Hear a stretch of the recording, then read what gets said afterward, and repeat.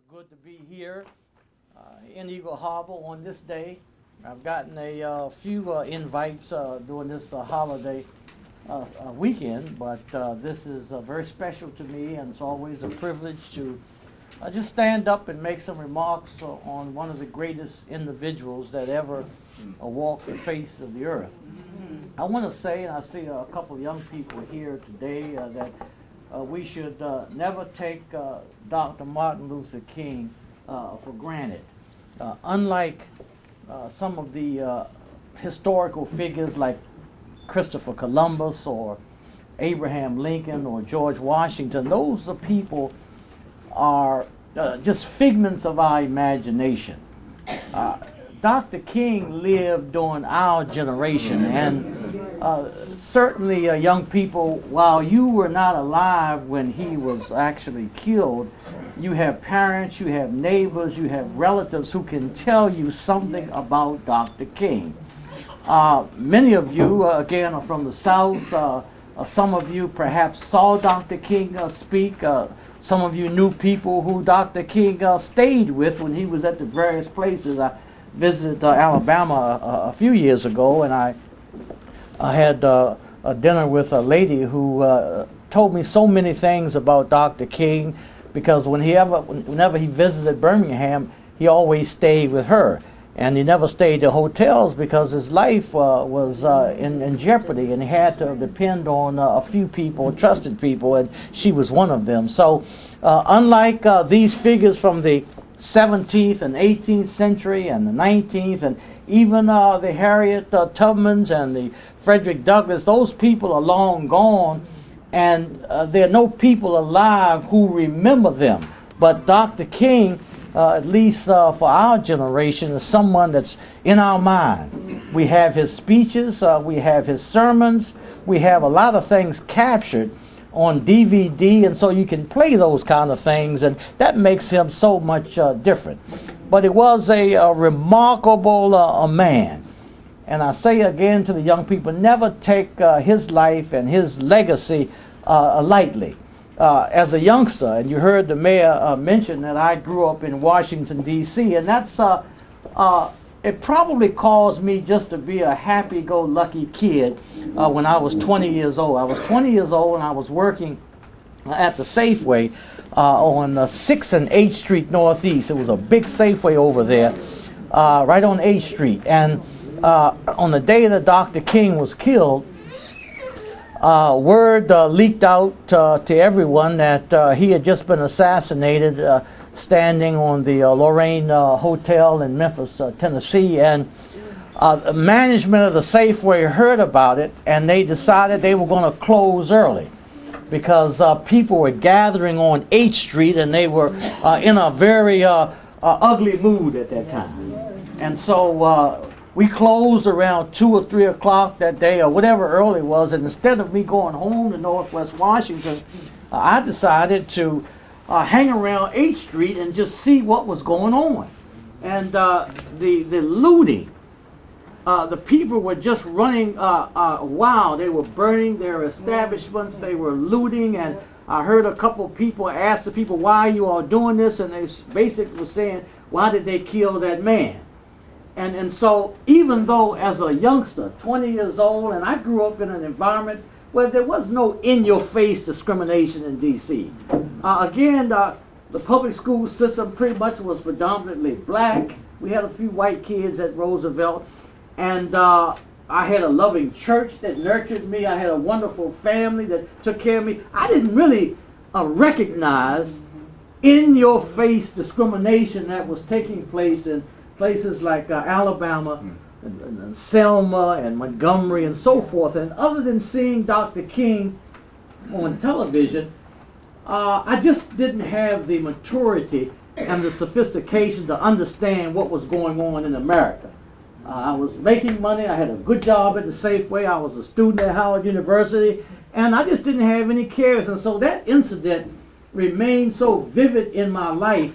And I started to think the impact that that man had on the world, because later that night, all of Washington was on fire. On 7th Street, all up and down 7th Street, 14th Street, 8th Street. And there were other cities around the world that, around the United States, that were affected by Dr. King's death.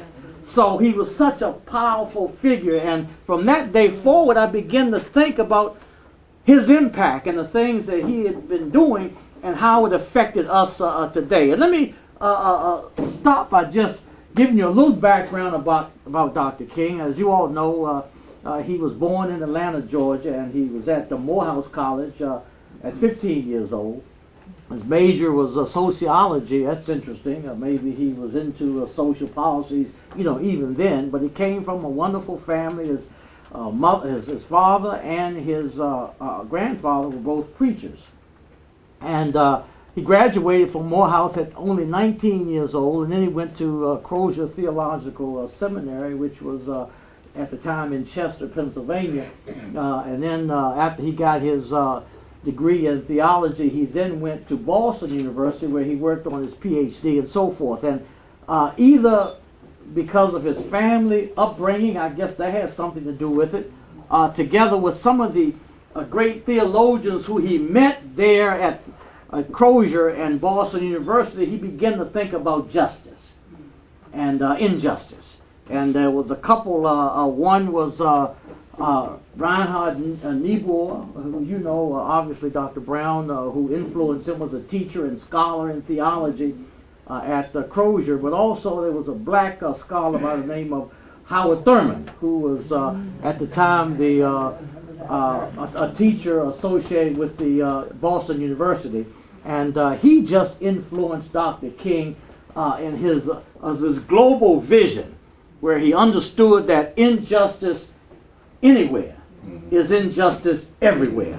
And so he graduated, he got his degree, he was credentialed, and I guess like most successful people, he got himself a church at Dexter Baptist Church in Montgomery. It's a block from the State House, and right there on the corner. I visited that place before.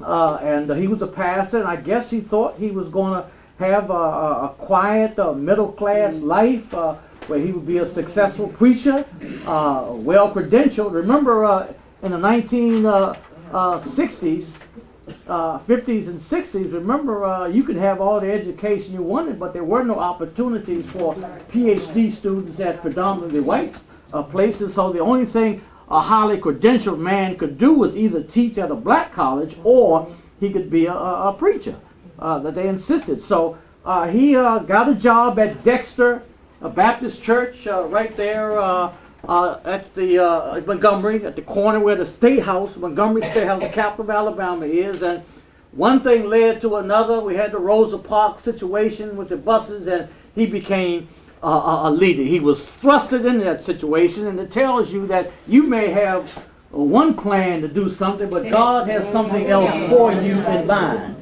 And so he loved the old ancient prophets from the Bible. He loved the social gospels, and he read his Bible constantly. He lived by the principles of the Bible, and that drove him. And one of the great ancient prophets of the Bible, which he loved quoting, was the prophet Micah.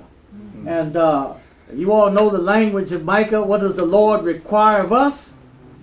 But to do justice, to love mercy and kindness, and to walk what? Humbly with thy God. And those principles drove Martin Luther King in his entire life. He just believed that he had to fight, and he had to stand for something, and he had to stand for justice. And even today, if you go into that passage of Micah, look at it. It's Micah 6:8, chapter 6, verse 8. It tells us we've got to fight today. We've got to stand up, because everything is not fair and equitable. Even today, things are not where they should be. And Dr. King's message to us is that we've got to continue to stand for what's right. And if you all don't believe me, just look around. Look at the health issues. Look at foreclosures. What community of people leads in those categories? It's our people. And look at our president of the United States. Here's a man that is the president of the United States being assaulted and insulted by people with all types of remarks. It just shouldn't happen. A year ago, right there in the House, on the House floor, a congressman called him a liar. A liar. And he told people that he's a Christian, that's his faith, that never accepted that, always still believe he's a Muslim. I'm not knocking Islam, that's fine, but he said he's a Christian. But we never accepted that. And you blamed him for everything. And even his wife. Yep. You know, she's been assaulted. That's right. You know, she's trying to deal with health issues so all of us can be healthier and lighter. And then one congressman said, well, she needs to worry about her own state. And you know, so our president has been disrespected. That's an injustice. And those are the kind of things that King has fought for, and we've got to stand against. And I will say that over and over again. Everything is not so great and right, but there are issues and challenges that we have to deal with on a daily basis. I'm an acting pastor of my church down in Washington, D.C., and our neighborhood has no more black people anywhere. We have none. The neighborhood is just gentrification. Y'all have heard of that. They just replaced the people in so many communities like that around the whole United States, and we're just not able to pay for the housing and what have you in that area. So there's a lot that has to be addressed and attacked. And if we are going to keep Martin Luther King's dream alive, we've got to continue to stand for what's right. And that means irritating people sometimes. It means litigating. It means standing and challenging and upsetting the apple cart if that is necessary. So that's one thing about the Micah issue that we need to say. The second thing that Micah said, love mercy, love kindness. That Martin Luther King was a compassionate man. He shared his talents for humanity. He didn't get anything out of it. He didn't get paid well. In fact, he lost his life after 39 years.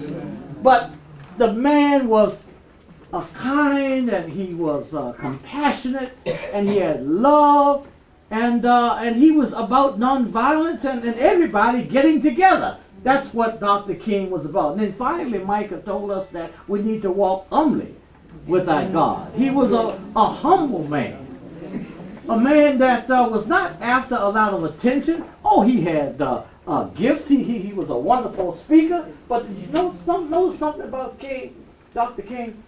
Dr. King, even though he was well educated and spoke so eloquently, he was understood by everyday people. That's a little different from some of these, I call them pseudo-intellectuals today. I won't call them that. But some of them are so grand and so big-headed that you can't even understand this. Dr. King wasn't like that. He had all the degrees. He was a great man, but he was a humble man, and everybody could identify with him. That's why when he was killed, people came out on the streets, and they said, we are not going to have that. And they just felt the emotion that took place with such a great man. But a few more principles about Dr. King that I want to get out, particularly for our young people that's here. I see you. Dr. King was about education. Now let's understand that. He believed in education and learning.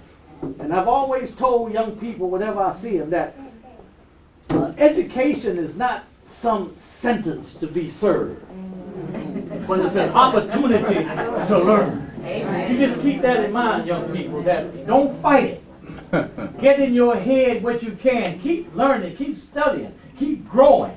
Because the world is growing around us, and we've got to stay up. We've got to stay alert and keep up.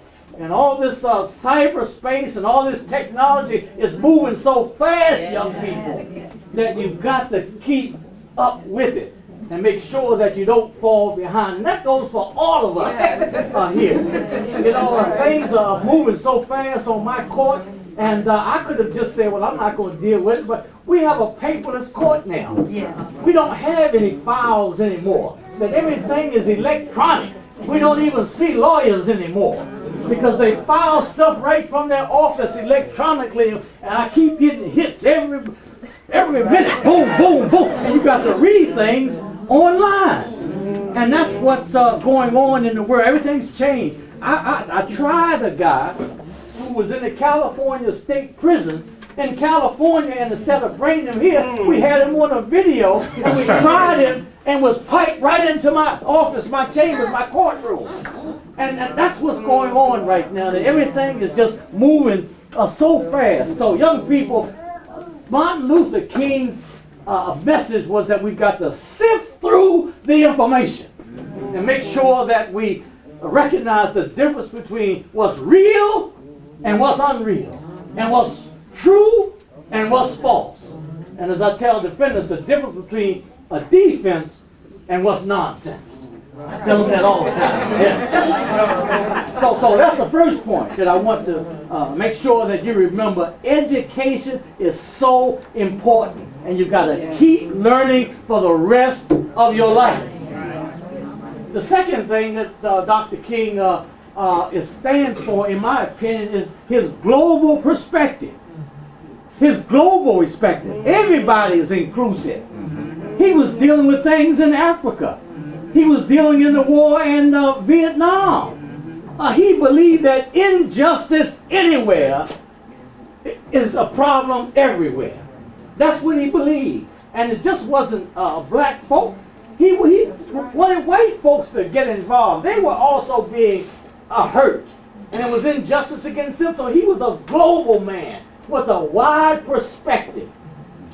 And we need to do that. We can't be narrowly focused. We're all in this thing together. Either we're going to hang together, we're going to hang separate. Is that, y'all heard that? So your neighbor may be from India. Your doctor may be from Pakistan. You don't know. And so the world is so global right now. But communication, transportation has just reduced the world. And so we can reach out and touch people from all walks of life and from all places of the earth. And that's the great thing about Dr. King. He was a man before his time. Yes. Global in nature.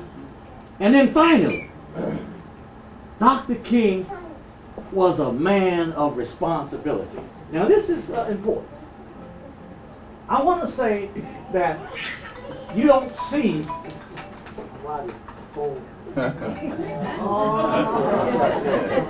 you don't see the, I call it, in-your-face discrimination that many of you remember as much of, where you had signs, white only, and you couldn't go here, you couldn't go there, and it was just legal barrier. We don't have that anymore.